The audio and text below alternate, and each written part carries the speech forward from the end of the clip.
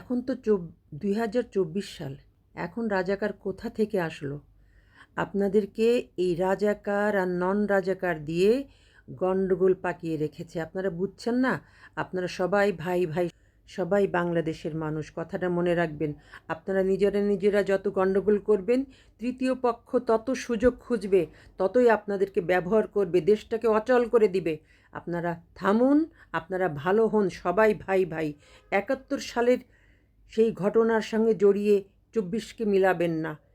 24-এর জনগণ কোথায় রাজাকার? কারা রাজাকার এখন বের করুন আপনারা। রাজাকার বলতে হলে প্রমাণ দিয়ে বের করতে হবে কারা রাজাকার। দুষ্টামি বন্ধ করুন, ভালো হন, নিজেদের মধ্যে সুন্দর সম্পর্ক রাখুন, দেশটাকে গড়তে দিন। অনেক হয়েছে। আপনাদের গণ্ডগোলের সুযোগ নিয়ে, আপনাদের এই হানাহানির সুযোগ নিয়ে তৃতীয় পক্ষ সব সময় এবং চতুর্থ পক্ষ আপনাদেরকে ব্যবহার করবে, দেশটাকে অচল করে তুলবে, অশান্তি করে তুলবে। ভালো হয়ে যান আপনারা, ভালো হন।